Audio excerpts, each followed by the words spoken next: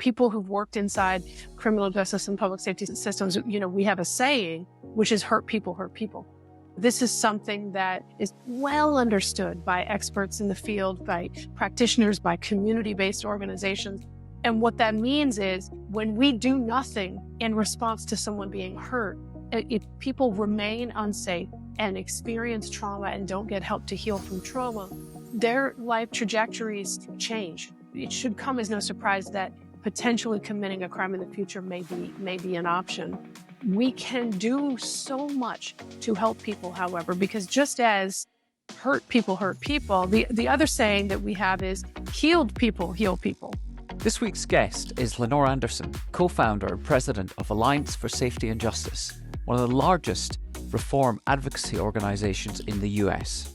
It combines smart policy reform with grassroots organizing to replace a reliance on incarceration with more effective public safety solutions.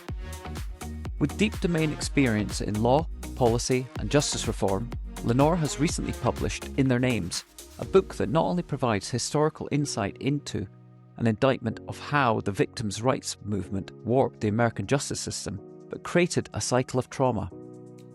However, Lenore also provides a roadmap into breaking this cycle of trauma and a future vision for justice, healing, and creating safer communities and society. Now, thanks to David Risley for the connection, and at the end of this interview, David joins the podcast as they discuss where their work intersects. Now, over to Lenore. Welcome, Lenore. Thank you so much for having me.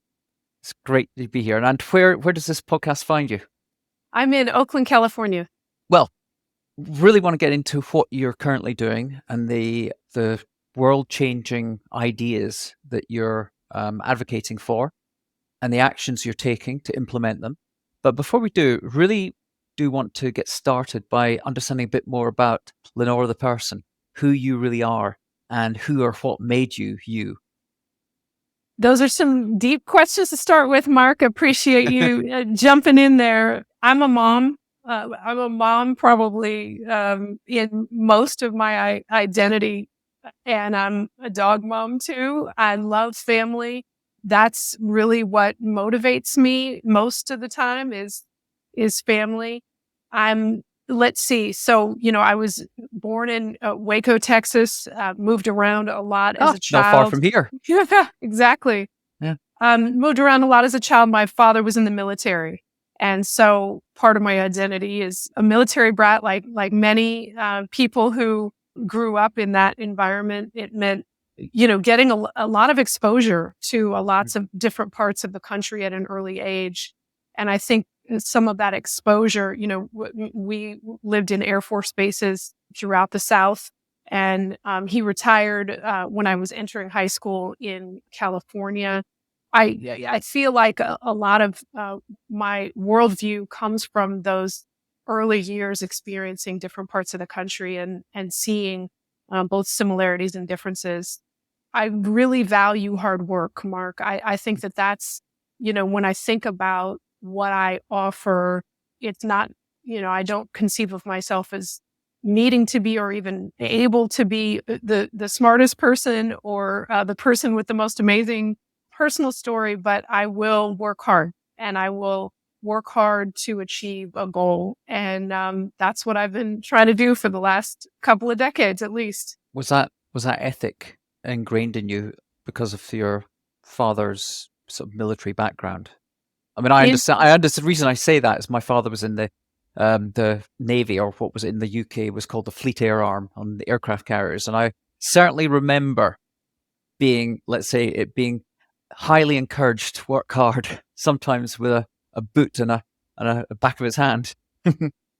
Indeed. So I learned about hard work from my father. There's no question about that. I learned about compassion and generosity from my mother, and I learned about hard work and taking pride in effort from my dad. I'm deeply grateful to both of them.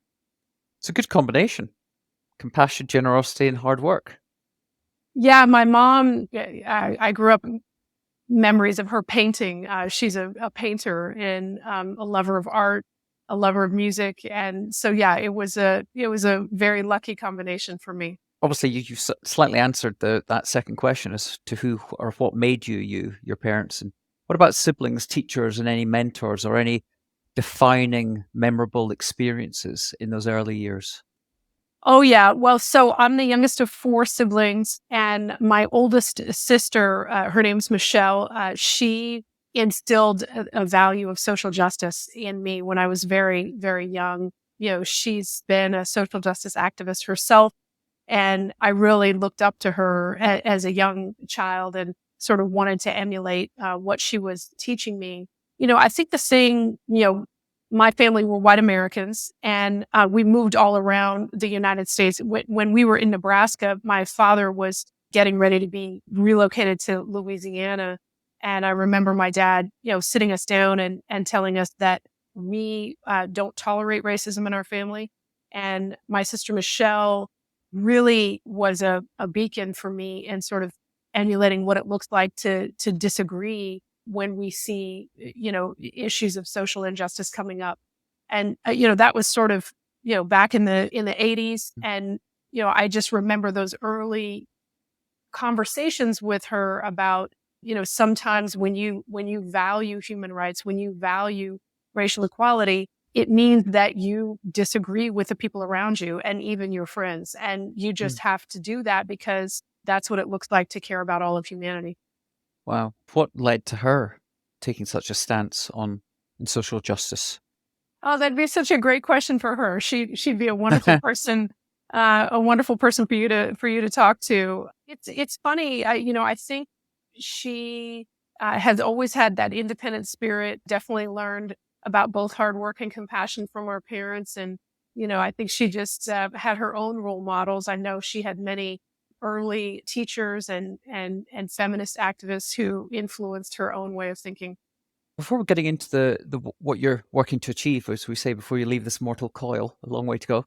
What are your earliest memories or the realization that you did actually feel either a desire to or obliged to make a difference in the world? Oh, well, Mark, I often tell a story about my high school years. So I went to high school and grew up as a teenager and young adult in California in the 1980s and 90s. And I was a troublemaker as a kid. I had a foot tall mohawk, and Oh, I wow. did indeed.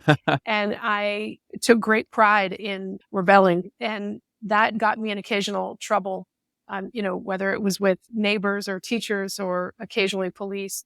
And the response to me, Mark, was one of second chances. It was a response that was based in a presumption that I would grow out of it Mhm. and steering me in the right direction, helping me. I had teachers who let me pass classes that I didn't pass. Police would let me go home instead of taking me to juvenile hall. My parents had resources to help me with therapy and other finding a job and things like that, getting me on the right path. There was, like I said, a basic presumption that I would grow out of it. And Mhm. it wasn't until I was older that I understood that response to me as a troublemaker as a teenager was not a response that's universally experienced.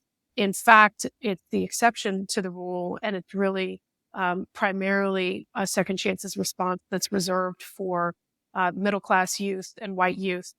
And just what was happening contextually really matters here. Mhm. The 1980s and 90s in California, that was the height of the tough on crime movement in the United States. This is when politicians were, kind of stepping over each other to look tougher and tougher on crime. In particular, in California at that time, there was what was referred to as a war on Was youth, it am I right? right am I right in saying, was it Governor Jerry Brown? So there was Pete Wilson, Governor Brown in his very first term, Mhm. followed by a series of other governors, all passed laws that enacted mandatory sentencing and tough sentencing. And this really ratcheted up the power of the criminal justice system. So at Mhm. the same exact time that youth of color and low income youth across the state were being surveilled and arrested for the minorest of infractions, driven into the juvenile and criminal justice systems, here I was making some of the same mistakes and getting second and third passes. Well, fast forward a decade after high school, I'm in law school. And I come out of law school, and my first job out of law school was actually representing the youth who were facing time behind bars. So I was working with parents of incarcerated youth to help those parents advocate for alternatives to incarceration. We're talking young people who are facing literally years behind bars. And one of the things that stood out to me so much in those early years, Mark, was how similar these kids were from who I was as a teenager. The response was the only difference, not the child, not the teen. And so for me, the work that I do is foundationally, it's a commitment to racial equality. It's, my commitment to do everything I can, given the opportunities and the privileges that I've received.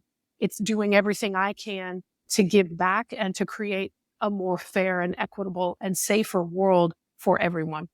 Wow. Do you ever sit back and reflect on what would have happened if you had gone down the alternative path, if they had, let's just say, reacted the same way to you as they were to other kids your age that ended up in prison? What a different path you would have taken. Yeah, I mean, and we know that path. We can look and see, and I've seen what has happened over and over again.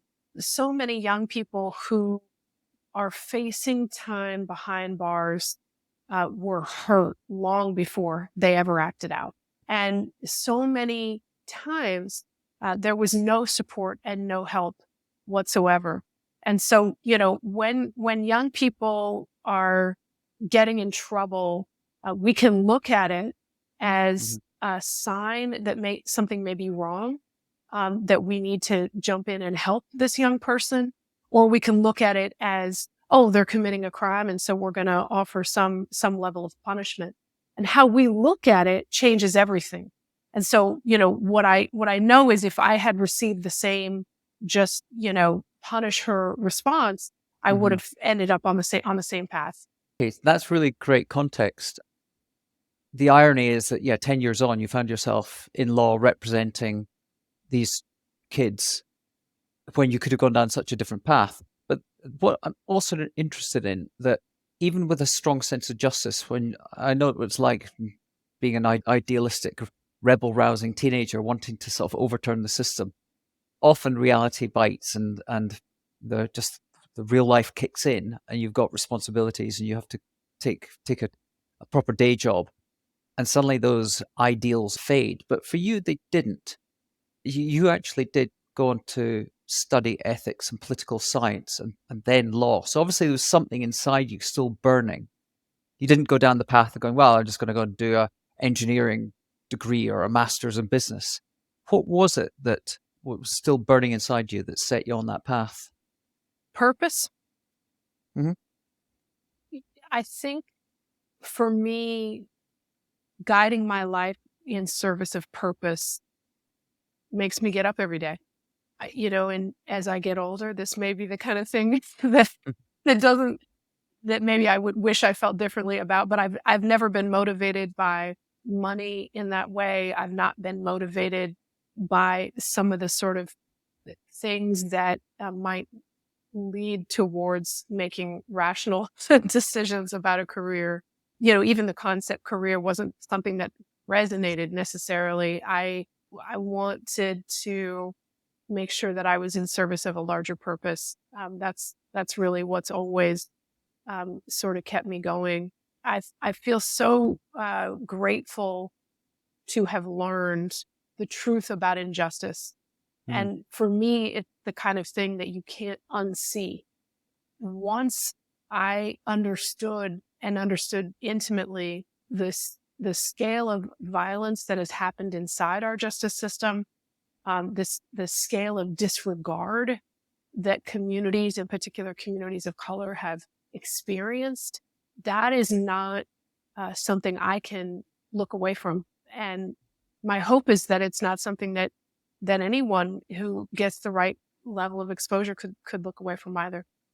Mm-hmm. I mean, you are in the midst of probably a multi-decade journey to right the wrongs from the 80s, and what we're about to go on and talk about.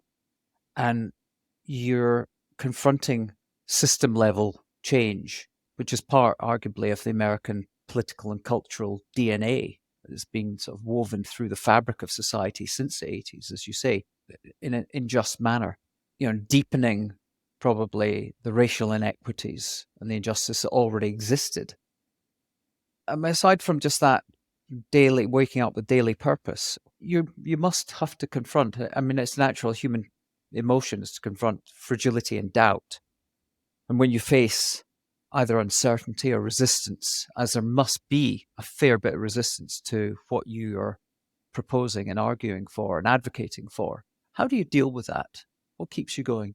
In the world of social change, we lose a lot more than we win.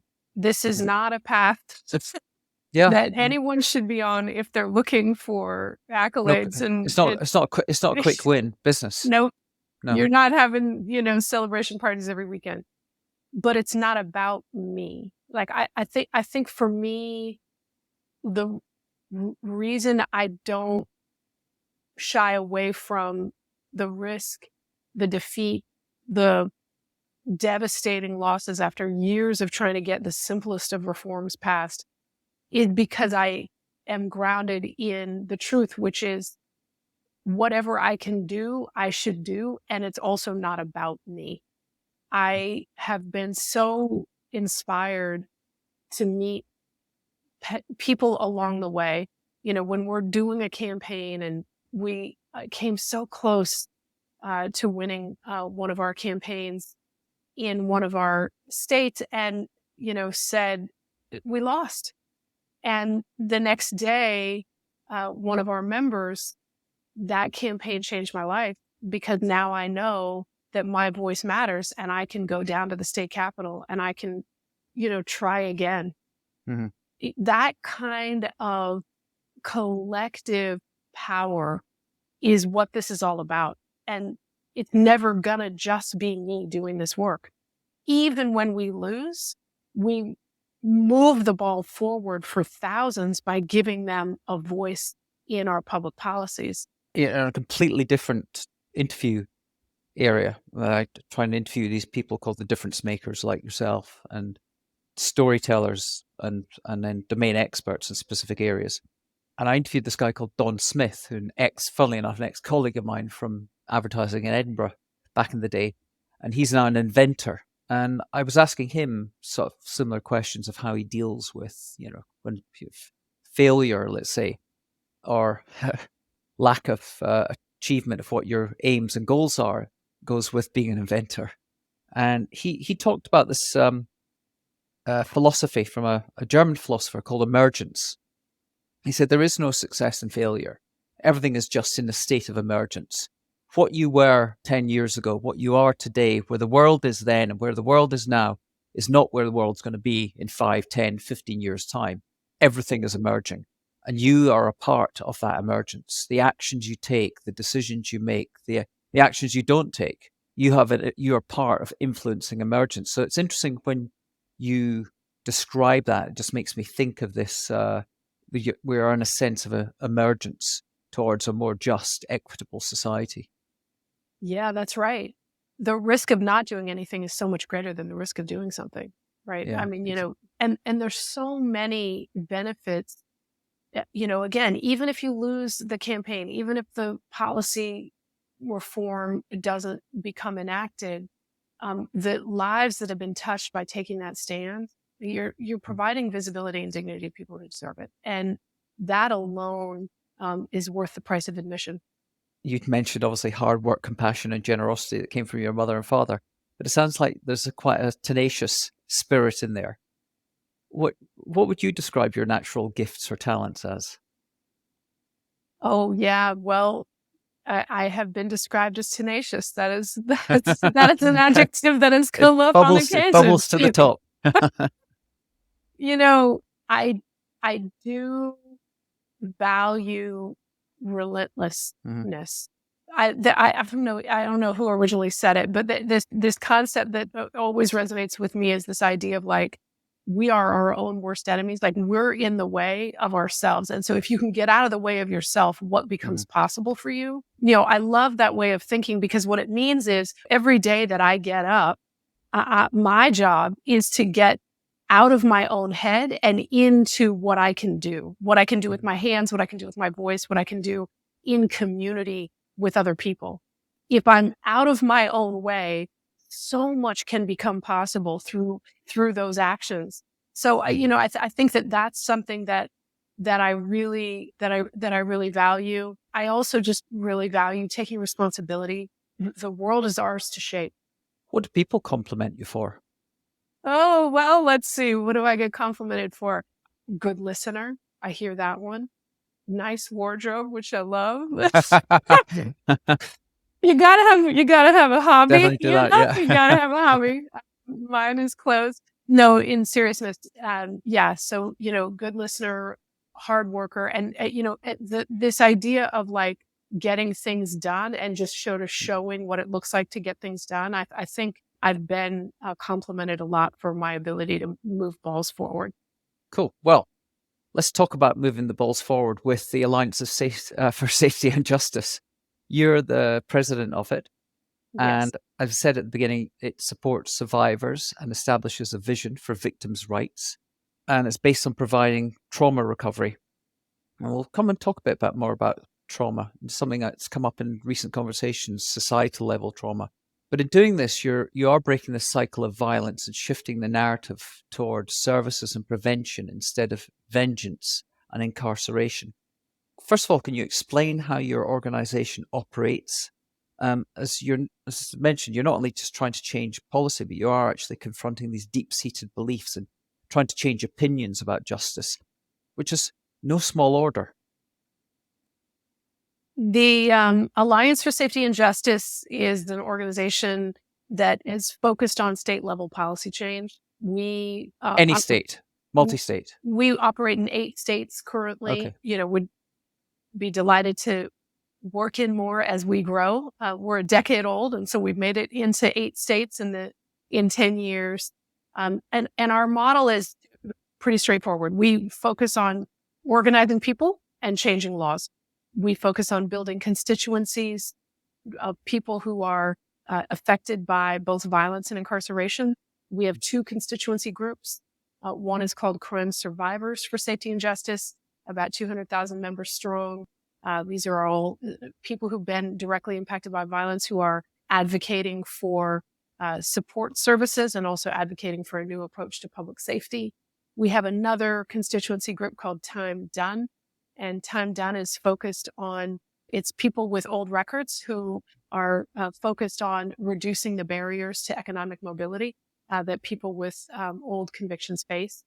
And so we organize those 2 constituency groups, and we combine that with policy proposals. So we go into state houses across our states, and we meet with elected officials and legislators, and we make policy proposals. And then we lobby those proposals and advocate to get those enacted into law. In the decade since we began, we've succeeded in advancing more than 90 different policy and budget reforms in the 8 states that we work in. And those 90 different laws that we've enacted have had a good impact. We've been able to reduce incarceration and community supervision by more than 300,000 people across the country. And we've been able to reallocate, upwards of $1 billion towards community-based victim services, crime prevention, reentry, things like that. Wow, that's incredible. Yeah, that must provide wonderful case studies for you to then, even when you do encounter resistance or failure to affect the changes you want, presumably these are great case studies to then argue and advocate for further change. Yeah, we have learned a lot. And there's a lot of lessons that can be pointed to about what it looks like to advance public safety from a new framework. And it's so critical right now to look with eyes wide open at what actually happened the first time around when crime was a crisis and what the response should be now. We're in a political moment where concern for crime is, again, very high. Mhm. Many communities have suffered tremendous, significant increases in violence in the last few years. And so it's really critical that we do take a look at the case studies and we really do look at what happened, whether or not tough on crime worked the first time around, and what would work better this time. Well, I mean, when I first of all encountered the article in The Guardian and that described was an interview you did, the launch of your book, I had no real context around the historical context around the factors that led to the tough laws back in the 80s. Perhaps you can give some sort of background to those that led to those tough laws, the unforgiving sentences, the brutal penal system that exists here, and why you think those policies failed and the evidence that they so clearly failed, and why it didn't actually result in what was intended to do, which was actually to create safer communities and cities and satisfy the needs of victims when it didn't. 1980s, there was a tremendous amount of political attention to the issue of crime, and rightfully so. It was a big problem back then, just as it is today. There were divergent political movements that ended up kind of becoming braided together. And as a Californian, a lot of this actually started in my home state. So the tough on crime movement began actually in the 70s and 80s, and into the 90s. Strongest in California, kind of spread across the country. The victims' rights movement also began in California and kind of spread across the country. So what was happening was for victims' rights advocates, they were lifting up a truth, which is Mhm. that victims are disregarded by the criminal justice system. When it comes to the world of criminal court, victims are oftentimes little else than a witness that can help a prosecutor secure a victory or a conviction. And so that dynamic meant that for far too many victims, the justice system was a traumatizing experience. It wasn't one where they received help and support. And so lifting up that truth of victims are disregarded or treated poorly by the justice system was accurate. But there was a law and order sort of political strategy happening that kind of captured those same messages and put the solution to victim disregard on the side of toughening up the justice system. So, some very wise, sort of political strategists, kind of took this mantle of victims' rights and usurped it for the purposes of advocating for the toughest possible laws. And the idea was, okay, if victims aren't being treated properly, then the response should be to give a bunch of money and power to criminal justice bureaucracies. That resulted in, sort of this era that we now refer to as the tough on crime era, where politicians of all stripes, whether they were Democrat, Republican, it didn't matter, were calling for, we want to stand on the side of victims. And so we want tough anti-gang laws. We want tough drug laws. We want tough conditions inside prisons. We want to strip rehabilitation from the prisons. We want to diminish the rights of people in the justice system in order to strengthen, allegedly, Mhm. the rights of victims. Well, that, resulted in a massive transfer of power and cash, right? We're talking about criminal justice agencies, turning into a political powerhouse, really. I mean, before this era, it wasn't as if criminal justice agencies or their associations wielded a tremendous amount of political power. But over this time period, they then became kind of a behemoth and a bit of a political machine. So we saw, incarceration increase dramatically. We saw opportunities for release go down for Mhm. people. We saw rehabilitation stripped from the justice system. And this all happened, obviously, along severely biased race and socioeconomic lines. And so that was sort of what happened. And the problems, right? We are lucky to live today in a time where many people have offered a thorough assessment of all the ways in which mass incarceration has been harmful. There's the impact of mass incarceration in terms of discrimination and racial disparities, in terms of who's incarcerated. There's the financial impact of all that tough justice in terms of just extreme waste of money on these bloated prisons that are, ineffective and violent. But there's And recidivism as well. and recidivism as well. Yeah, that's right. But then there's this other impact that has been less talked about, which is a part of the inspiration behind why I wrote the book, which is, well, what was all the impact of that on victims, right? If we look politically at this idea that, we were allegedly in the 80s and 90s trying to protect victims, if you take at face value what was said politically, and, then I wanted to explore, this question of what the impact on victims is.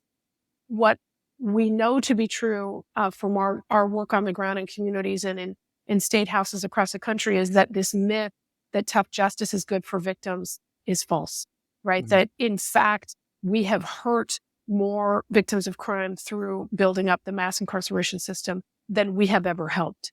And that's really sort of how there's this, how this chasm between people who've survived violence and the justice system, that chasm is what I was looking to explore.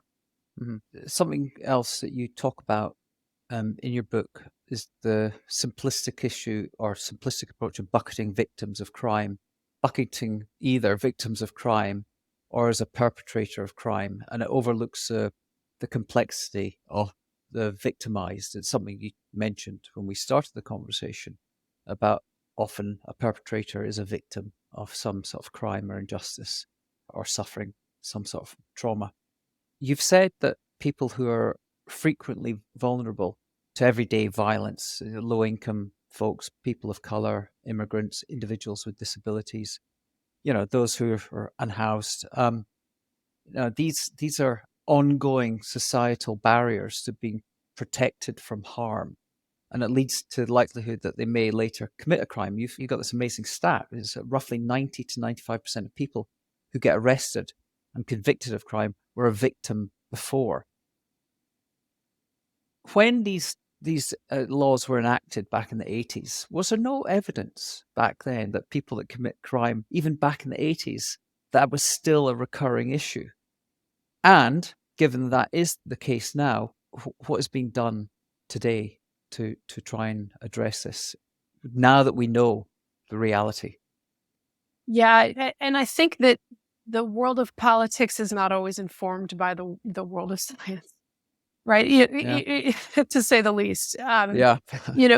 And so I think when we look at what was happening politically in that era, there was the myth that tough justice was good for victims, and there was also the myth that there's sort of innocent victims on one side of a map, and then people who are bad who commit crimes on another, and never the twain shall meet. And that's a political myth that's been convenient for many people's reelection campaigns, but it actually couldn't be further from the truth when in terms of looking at the complexity of victimization and cycles of violence. I want to take a step back and just sort of say a couple big picture comments and then get into this relationship between people who are hurt and people who hurt others.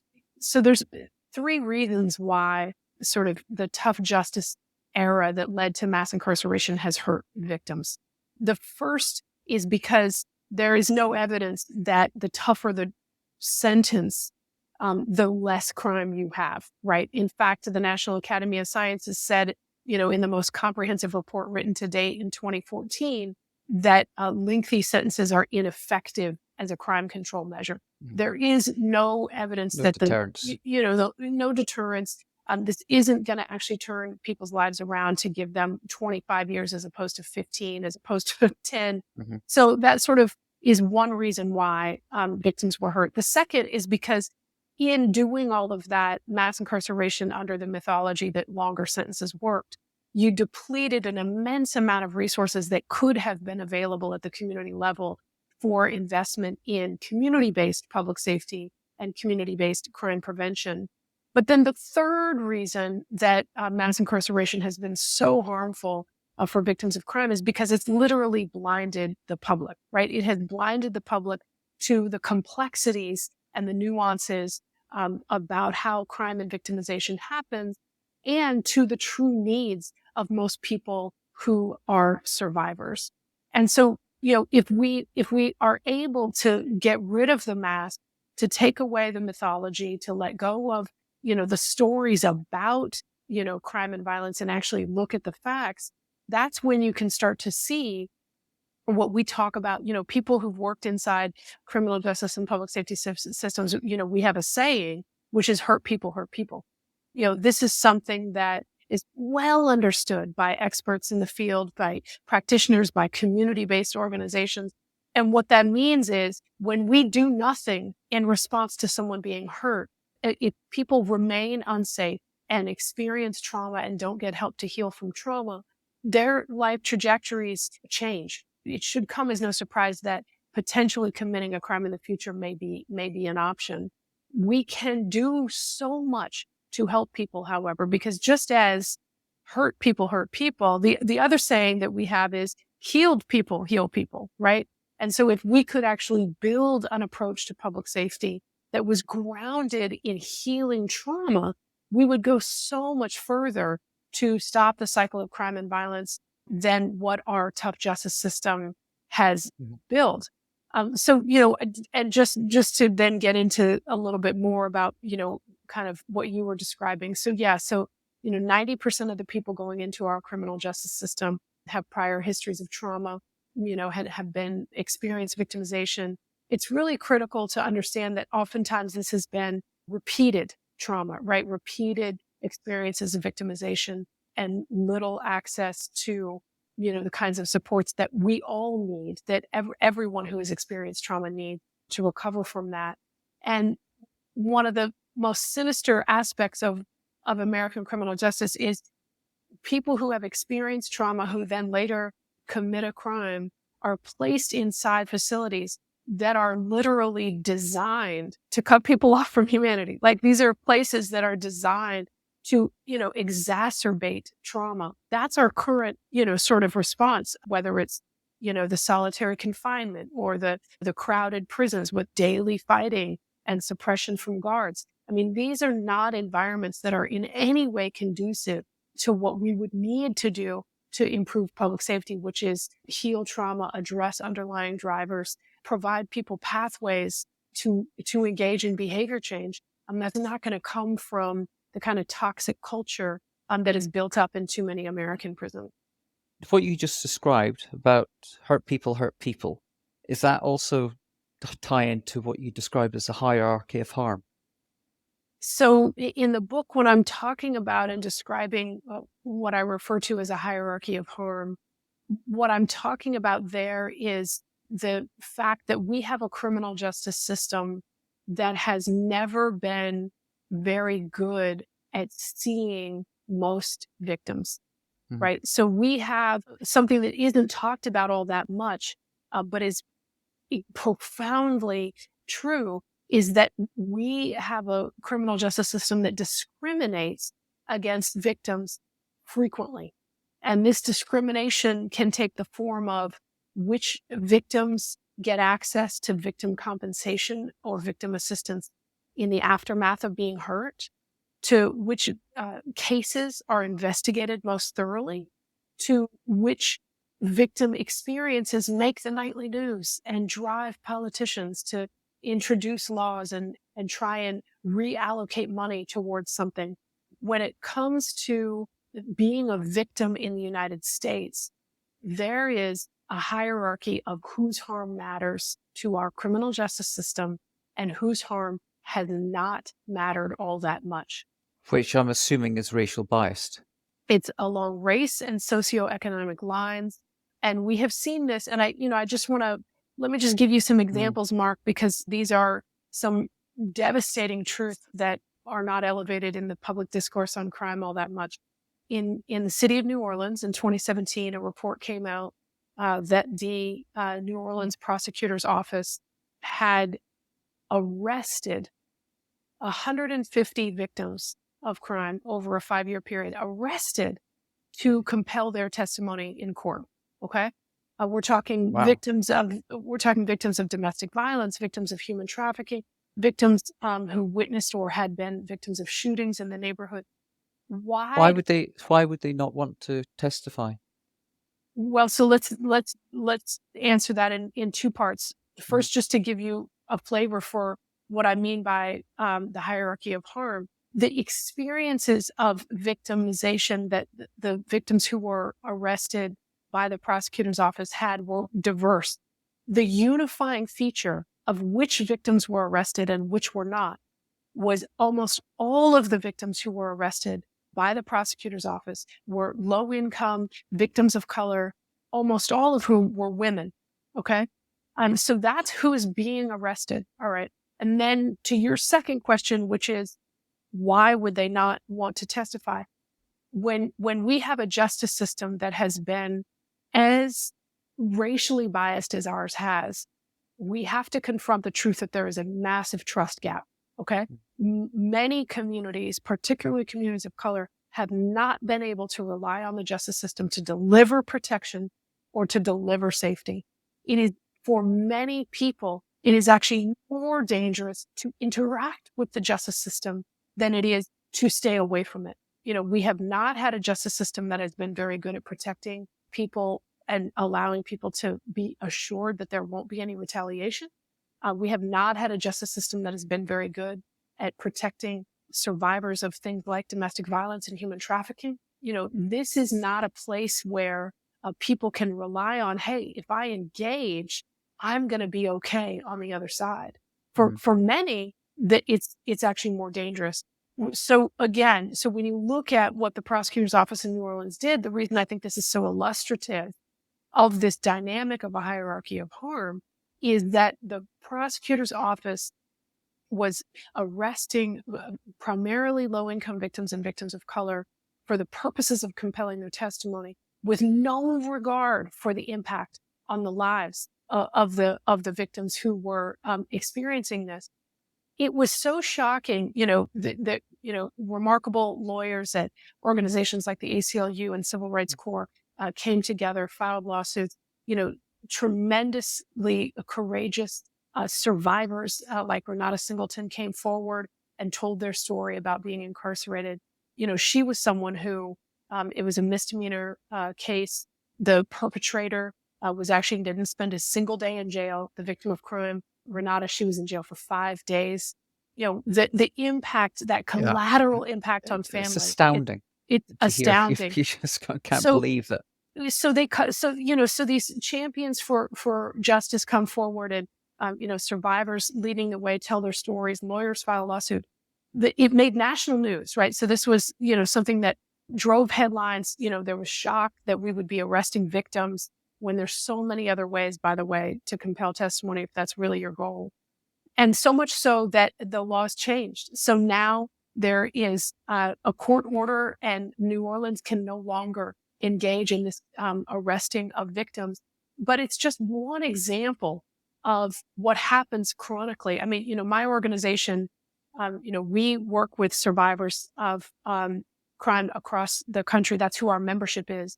And, Mark, it's regular for us to hear from our membership, the police officers, never called me back. The investigator won't tell me what happened in the case. I applied for victim compensation, but they said my application was denied because I didn't have a permanent home address.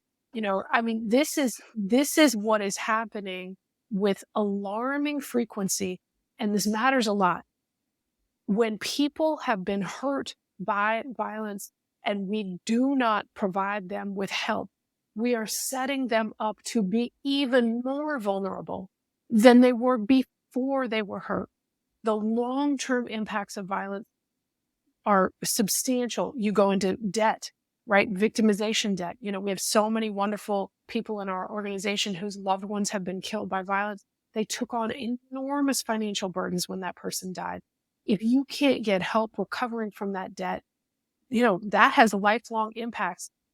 people who've been injured by gun violence or domestic violence who can no longer work in their job because of physical injury, not getting a pathway to a new approach to earn income, not to mention the impacts of trauma, which are well known in terms of PTSD, sleeplessness, depression. These are all resolvable issues. And if we cared about public safety, you'd think it'd be the top thing we'd be doing. Yeah, it's totally shocking. I mean, I can't just get over that stat. And that was, wait a minute, that was 2017 in New Orleans. That's right. Is it being addressed, or is it continuing? I mean, luckily, and this is what we find, and kind of what I try and chronicle a little bit in the book, is at every turn you see survivor leaders standing up and fighting for change and winning. My organization's been able to advocate for and win the establishment of 41 trauma recovery centers across the country. We've changed victim compensation laws to allow for more people to be eligible. And in New Orleans, yeah, it was courageous survivor leaders who came forward, lawsuits and grassroots organizers who changed the laws.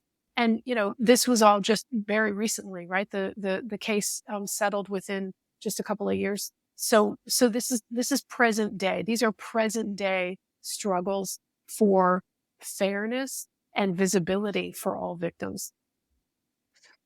Another thing that you touch on in the book that is an issue in its own right that's been going on for decades, which is the war on drugs.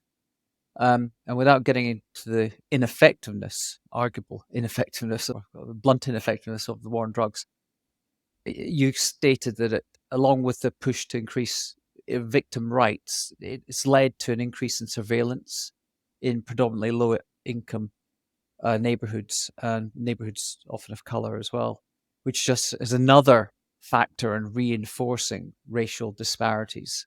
Aside from all the work you're doing, I mean, what could be done about that?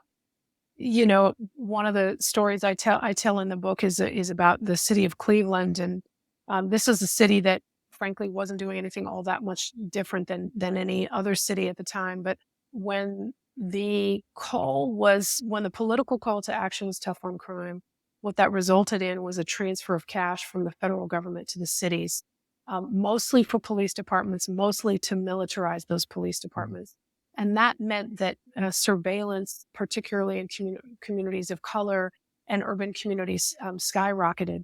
And what you give money to is what the justice system will be good at doing, right? So, there was a drastic increase in the city of Cleveland in the number of Clevelanders of color who were being arrested for simple crack pipe possession and driven into state prison. And what's important to know, and that's because that's what Cleveland got money to do, was to prosecute as tough as possible, these low level drug related offenses. So at the same time that Cleveland police were arresting Clevelanders of color in droves for things like simple drug possession and crack pipes, the same time that was happening, in a back office in the same police department, rape testing kits were piling up and getting dust, right? No one was paying attention to what was truly a crisis of safety happening. So this imbalance between a justice system that gets really good at pursuing low-level related offenses, drug-related offenses, really good at surveilling, and all of that, by the way, particularly in communities of color, that's where, a bunch of incarceration skyrocketed off of that kind of activity, at the same time that many cities were experiencing a backlog in testing rape kits, were experiencing very low homicide closure rates. I mean, there are some cities where the rate of closure of homicide cases, which means was the case solved, right? Yeah. Hovers around 25%. 25% of sexual assault cases, homicide cases are being effectively investigated and prosecuted or closed, at the same time that, we're seeing incarceration skyrocket over these other types of crimes. And so misdemeanors. So that's sort of another expression of this hierarchy of harm of what do we really care about and what are these resources going to? Part of your question was what do we do different, right? What did it Yeah. look like to imagine this whole Yeah. system? There's so many remarkable opportunities, and we're in an exciting time. I have to say that I've just been so inspired by just even the last few years of what's happened across the country. We've seen a movement for what my colleague Keela Shariels calls community-based public safety. And what does this mean? Well, this means rather than building up the justice system, which has been ineffective for far too long, let's equip communities with the capacity to prevent cycles of violence. And this is what you can invest in to equip communities to thrive. Violence intervention programs. These are community-based conflict mediation, youth mentorship type of programs where residents support young people who may be getting in trouble to turn their lives around and get to safety. Another example, trauma recovery centers, community-based programs that can provide victims who have been overlooked by the traditional justice system with not just therapeutic support, but also emergency crisis response. There's mental health crisis assistance. We've seen a lot more attention to that in the news, as opposed to relying on the justice system to respond to people in psychiatric crisis. Let's instead provide mental health crisis responders who can support people experiencing mental illness. And then, you have reentry. The programs for reentry that are building up across the country are just remarkable, doing work helping people find jobs and housing after incarceration or after time in the justice system. Mark, that's the new safety movement that I just described, right? That's where we're seeing so much more energy and so much more growth. And it's just really exciting to see it. Obviously, cities in the US are much bigger than cities in the UK. But if I think about close-knit communities, before there was lots of, let's say, migration between countries, cities, back in probably the 60s and 70s, certainly in the UK, the local community would know who was the person to look out for. They need a wee bit of help. They've got a problem. We need to nip this one in the bud and stop them from escalating. People knew that the community looks after itself. Well, I suppose it's just natural the way the world has gone that, with the aside from the changes that you've described, the communities became less driven by centers of community, let's say churches or community centers and families. Probably there wasn't such a great sort of connectivity between certain communities. So in a way, it's probably natural that those safeguards disappeared. So what you're describing just sounds like the common sense way that any community can look after itself and be preventative. Yeah, and it's critical to understand there were policy decisions that drove Mhm. these realities, right? When there was a crisis of drugs in the 80s and 90s, the response was militarization of police and Mhm. mass surveillance. That has a direct impact on communities who are being surveilled. Many observers of that era in U.S. history accurately argue that it contributed to violence more than it ever empowered communities to overcome challenges as it relates to substance use disorder.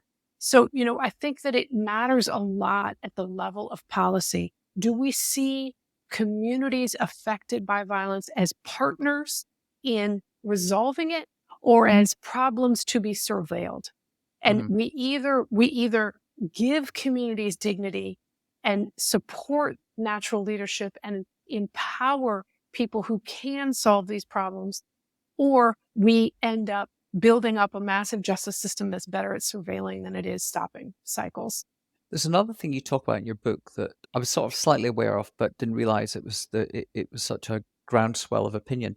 That what led to these policy changes in the 80s to support victims' rights haven't actually supported victims' rights. And when you actually ask victims what their opinions are, what they seek in terms of justice, it's less about punitive penalties and it's increasingly more about the desire for rehabilitation.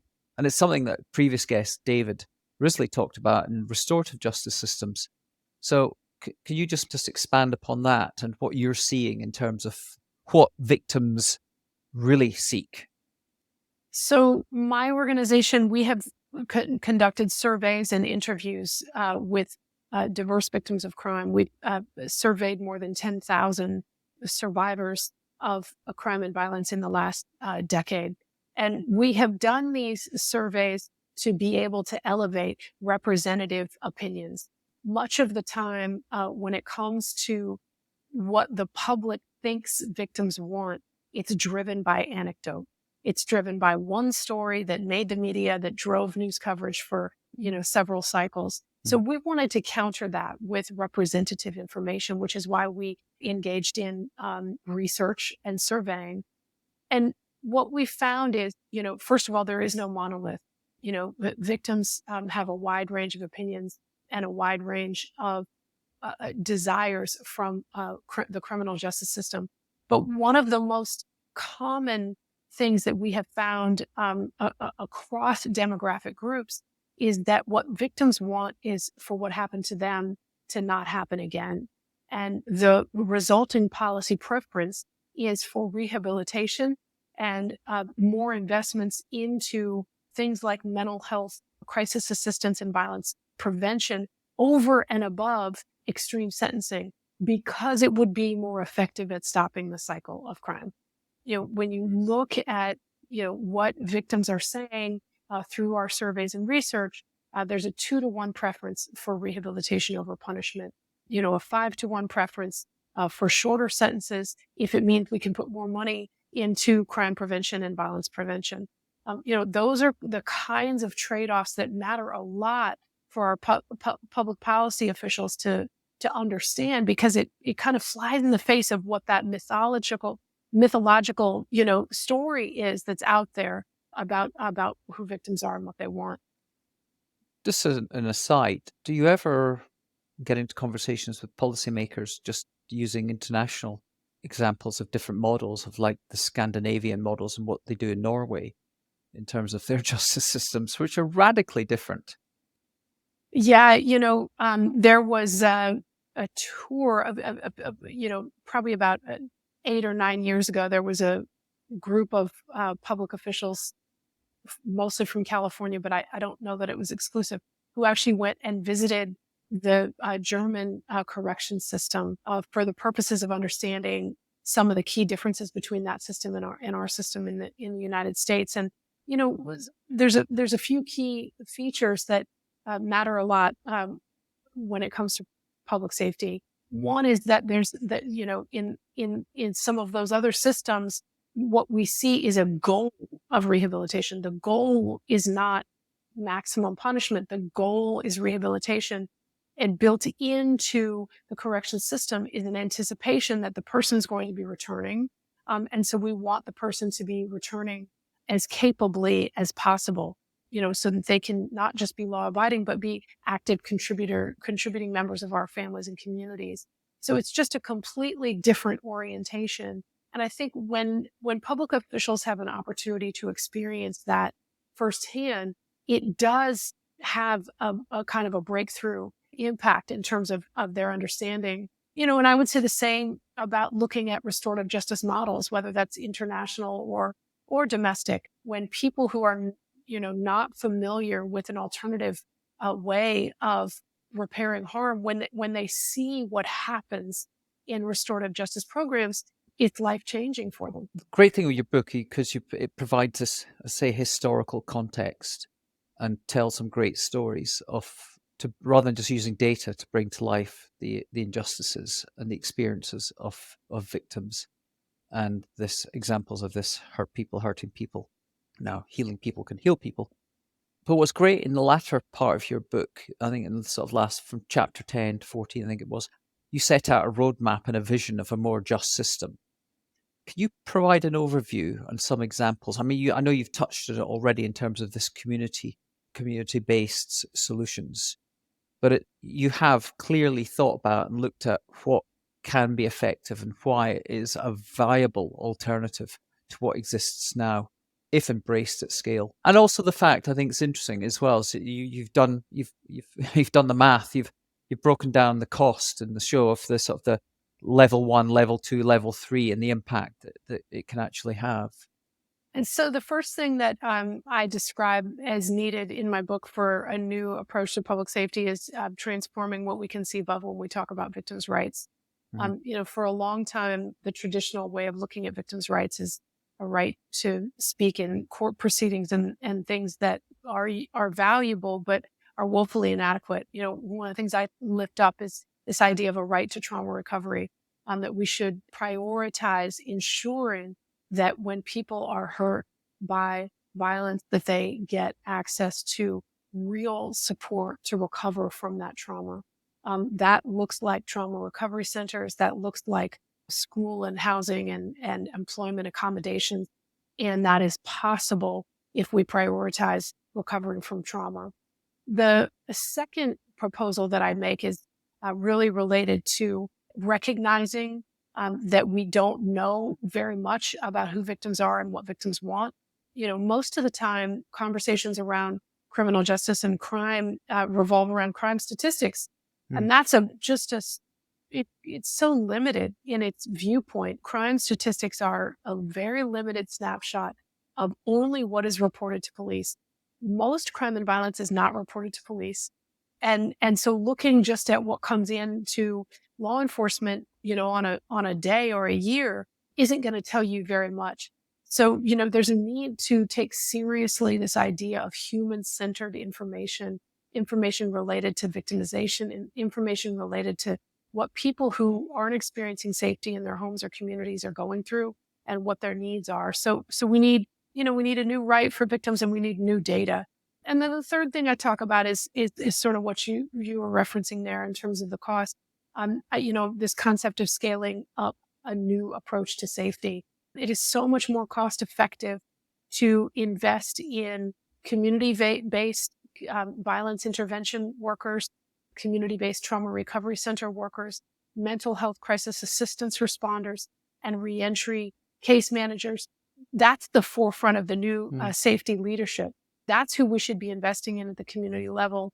And I offer some estimates of what all that would look like financially. But the headline is it'd be much cheaper than the $300 billion we spend per year on our current criminal justice system. You'd think the wily politician, whatever side of the party lines they sit, would see an opportunity in this.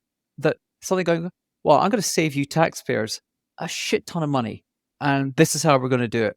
And we're going to make you safer at the same time. And it doesn't use the words tough on crime. It's tough on crime, it's tough on taxpayers. Let's change the narrative.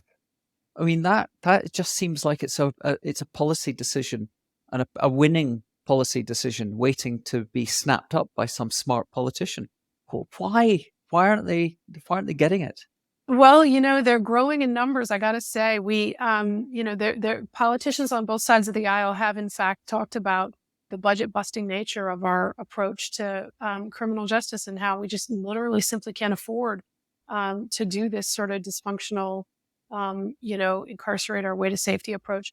I've been so excited and inspired to see politicians who are forward thinking in that way make some real honest proposals. There's entrenched interests here, Mark. There's the narrative. There's talking to voters about the trade-offs.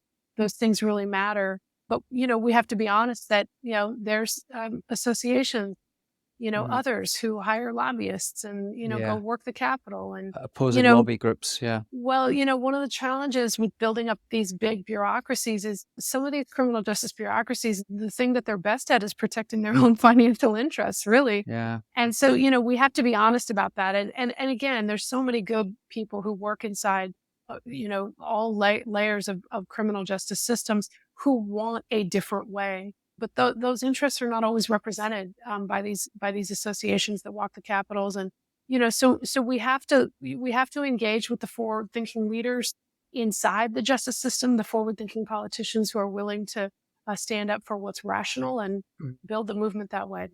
I'm learning about the system and criminal justice and reform.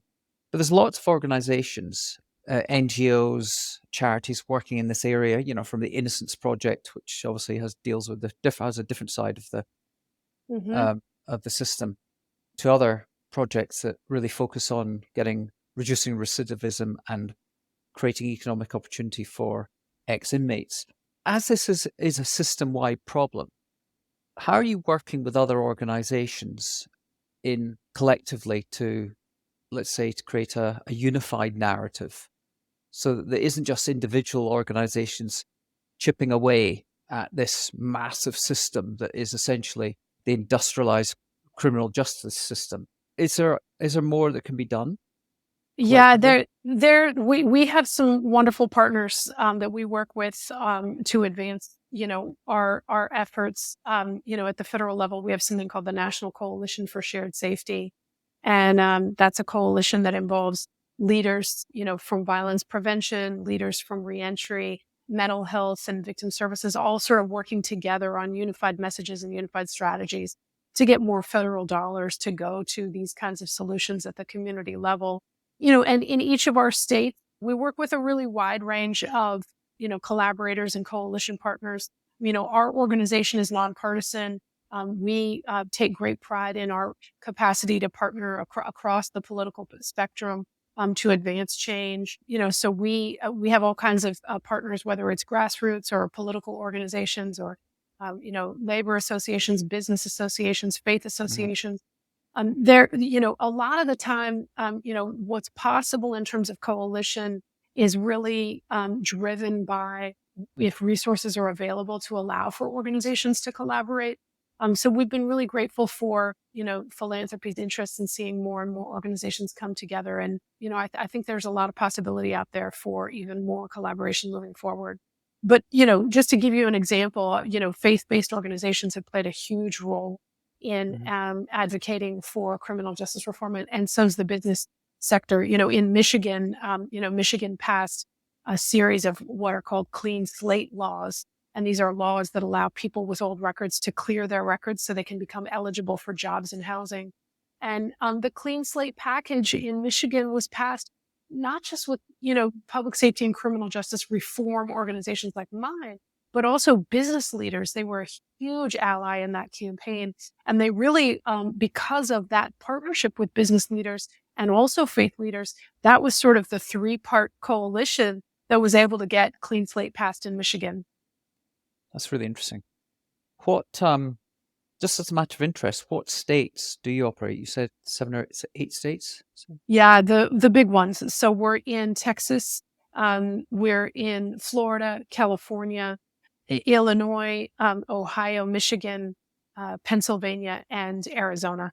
So, what I'm doing with the podcast, and I think I explained to you before, is David will join us shortly, hopefully. And although that's not serendipitous connection, I want to look at creating or facilitating what I'm calling random collisions to look at where there might not be an obvious connection between someone working in an area to make a difference in the world, but where when you look at it at a system-wide level, it's all connected. So whether that be criminal justice reform, what's happened, what you're doing, whether it be related to changes in the education system. Hi, David. Hello, Hi, Hi. David. I'll Lenore. It's just been so long. I'll just finish off my question, and to look at where there's an intersection between maybe needs for changes and reform in education with the criminal justice system, with mental health, with the attitudes and use of social media, all of them in some way, when you're looking at the negative externalities or the issues that need change, are leading to a societal level trauma. And it's interesting, I was reading about Esther Perel's husband, who I didn't know about, Jack Saul, who runs the trauma program at Columbia University. And I'm going to try and get him on. But what I'd like to do at some point is, once I get a few more interviews under my belt with these difference makers like yourself, is to do a random collision event and bring everyone together to talk about trauma from their different perspectives and see where there's intersections and where there can be collaboration and benefit of connecting these people together. So as long as you're open to that, I'd put you on the list. Love it. Cool. Okay.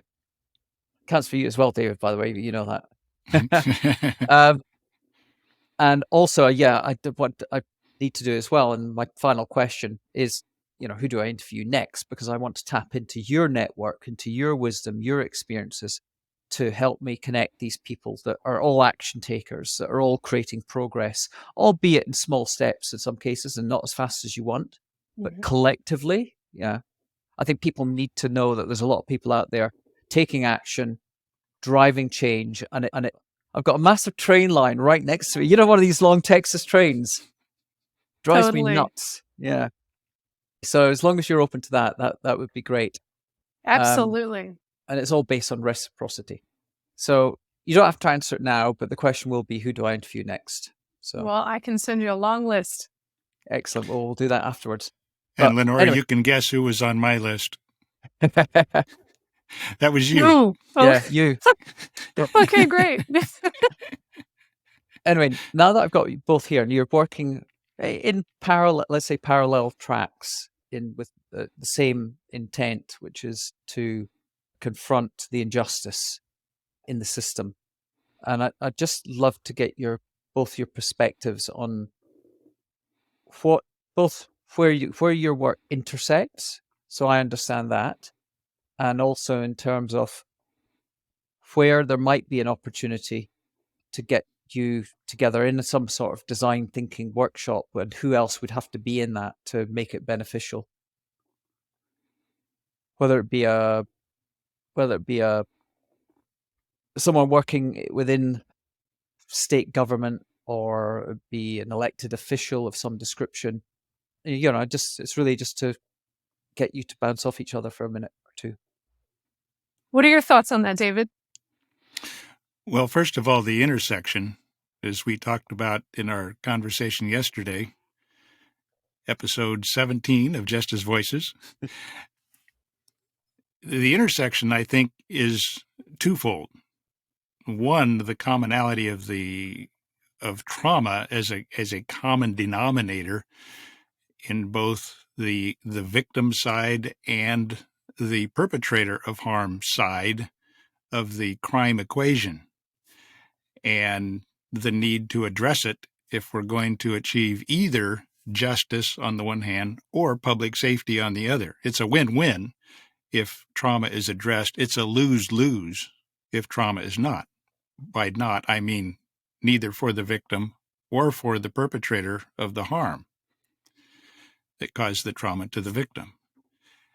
The second thing, though, is this connection that you so powerfully describe between the victim rights, which rather than just rights, let's call it victim healing, and public safety, which by my definition of justice as healing is, again, I mean, I suppose it's just another way of saying much the same thing, but when you make that connection between healing for the victim and public safety, that includes necessarily healing for the community and for everyone impacted by that. I just recorded a conversation yesterday with Jeff Ford, which will be in the episode of Just as Voices to follow you. Jeff Ford is just recently retired as a state court judge in a problem-solving drug court. And we talked about problem solving in the justice system. It can be done, even without dramatic changes in the system. So that, I think, is the commonality. And I think the angle you take, Lenore, is so powerful, which is if we solve the victim side of the equation, we at the same time are solving a great deal of the perpetrator side of the equation and reducing crime. I mean, you've written quite very eloquently, David, about your justice visions strategy, which is about reform and redirection of funds and the redesign of the system wholeheartedly. which part of that, I can't really recall whether there was elements within that did talk about when Lenore covers around this trauma, this victim healing and trauma support within the community. Is there something in your document that touches on that? Yes, it's the part that I call victim voices. Uh-huh. The voices of the victims, those are stories that need to be told, and those are voices that need to be heard. And strategically, it's not just because that's just fair. I mean, why would you give voice to the perpetrators of harm and not the victims of harm? So it's just part of the justice equation that I'm trying to flesh out, because it is complex. I mean, there's a lot of elements to it. There are a lot of voices, but the victim voices part of that is strategically part of reimagining our approach to criminal justice as a problem-solving approach rather than a punishment approach or paradigm. And this is exactly what Lenore zeroes in on. So when we talk about the size, I mean, the scale of the change, even in 8 states, is massive. But when you boil it down to neighborhood level or city level, then you're talking about sort of a manageable, and it's obviously, I mentioned, Lenore, the examples you've given in the book. Where is there a role for public-private partnerships? I mean, I've got an interview coming up with a guy called Bracken Darrell, who is the CEO of Logitech.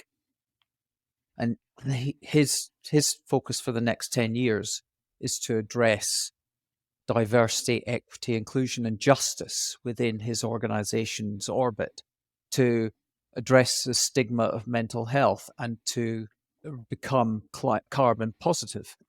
Now, within that, I know full well that for them, one of their challenges as an organization, being operating in California, is talent. And I talked about David before about the underutilized talent and creative talent that exists in a lot of these communities.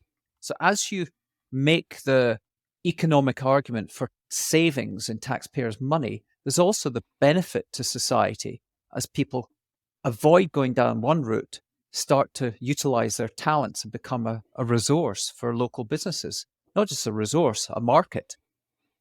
So there's an upside argument to be made to local businesses, whether they be small, medium-sized, or even corporates in these states, that they have a responsibility, and it's a system-wide problem as problem solvers and committed to what most companies would have as some commitment to the UN's global goals. But when you apply those global goals down to a local level, you can't divorce yourself from what's happening on the ground. So I think there is a conversation that needs to be had in these areas where you're looking at making these arguments for change, not just to say to the local communities, let's get funding for this. Where do brands or local businesses play a part? I'm sure David has thoughts on this as well, but I mean, just to lift up, a lot of really phenomenal neighborhood-based community safety programs have been formed out of public-private partnerships.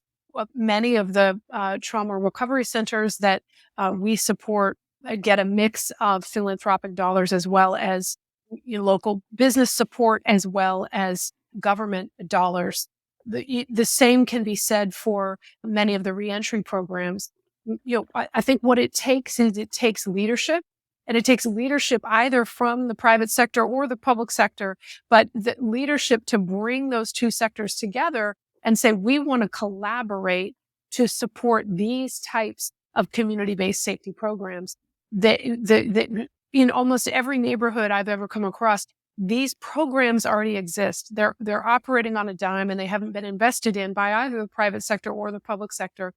People fundraise on a monthly and annual basis to keep their doors open, despite the fact that they're doing more than most to stop cycles of harm. And so I think it's really a question of, can we corral the kinds of leadership that it would take to make these investments from both the public sector and the private sector, and really establish capacity, community capacity, equipping communities with the kinds of solutions that would make a big difference. The examples are there. It's really a question of scale. And Mark, I can offer an example. I think when you and I talked earlier, I made some mention to this. In Chicago, Chicago is a city of neighborhoods. And one of those neighborhoods, an historic, predominantly Black community, is Bronzeville. And Bronzeville is historic, but it also struggles with, these days, with some serious crime issues. When I was in the governor's office, I met a pastor there, Pastor Chris Harris. He leads the Bright Star Church there in the Bronzeville community, and he founded an organization called Bright Star Community Outreach. And the part of that that really attracted my attention was that somehow, I mean, he and I are going to get together for an episode of Justice Voices to discuss this subject in the near future. But he, whether on a trip to Israel or something, connected with an organization that goes by the acronym Natal, Natal, that dealt with trauma for victims of terrorism in Israel.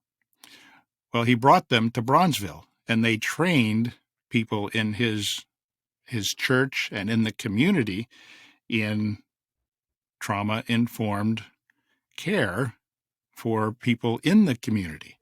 And they ended up, this kind of took off. They developed the Greater Bronzeville Community Action Plan, and this has over 50 Bronzeville organizations that work together to make a community level impact on violence and trauma. And that some of the partners in this effort are Northwestern University Medicine, School of Medicine, University of Chicago School of Medicine, United Way of Metro Chicago, the Jewish United Fund, Sinai Community Institute, Centers for Disease Control, and, of course, others in the community. Now, this is a whole community action plan that was started by a pastor in the community who was well connected as part of his community, bringing together all these disparate elements. They even provide trauma services to the police in the community because police officers are subjected to trauma almost on a daily basis as a part of their job, both in terms of experiences that they receive as the recipient of hostility and sometimes violence, but also the things that they observe are traumatic. Well, the people in the community, and they're trying to change the community by addressing the trauma that is being individually and collectively experienced within the community. And everybody has a piece of that, a part of that. And there's synergies that have developed. So the Greater Bronzeville Community Action Plan is, I think, an example of what you're talking about. Yeah, that's a great example. Well, I'm conscious of time, and I think it's been a wonderful conversation, Lenore. I don't know if there's anything else you want to raise that you haven't mentioned, or David, if there's anything you want to raise. I have had such a great time talking with you, Mark, and I just enjoyed our conversation yesterday as well, David. I just so appreciate the thoughtfulness and the attention that y'all are paying to this. I think we're living in a really exciting time. I think things are changing fast. The stakes are obviously very high, but the work on the ground is happening, and new stakeholders are really making a claim for a different approach to safety. And it's very exciting to be a part of it, and really excited to talk to both of you about it. I think one thing you need to consider is maybe getting a reimagined Mohican. that would start getting people's attention. You're focused on your fashion, and you got to finish it off with that mohawk. Bring that rebel back. Well, the question I didn't ask you is, what were the bands that you were into when you were this young rebel? Oh, well, classics, right? So I loved the Misfits and, the Dead Kennedys Of and course, Social yeah. Distortion and, California um, Uber Alice. yeah, and DRI, all the classics, you name it. If it was punk and fast, I was into it. Yeah, wonderful. Oh, for those days. Anyway, it's been a wonderful conversation. I really enjoyed it, and an important conversation to have. So I really appreciate it. Appreciate it so very much. Thank And, you. Thanks to both and of you. David, and thank you as well. You bet. We'll See what speak soon. happens when you recommend somebody, Lenore? There you go. Yeah. Collisions. All right, Collisions. okay then. That's right. All right. All right. Bye. See you later. Thanks, folks. Okay, bye. Bye-bye. Bye-bye. Bye. Okay, that's all for now, folks. Now here's my ask of you. Please follow this podcast on Apple or Spotify or whatever player you use. Also, please subscribe to our new Random Collisions newsletter. We really are working to build a global community of action takers, action engines of people that really care about the problems that need solving. Thank you very much, and see you next time.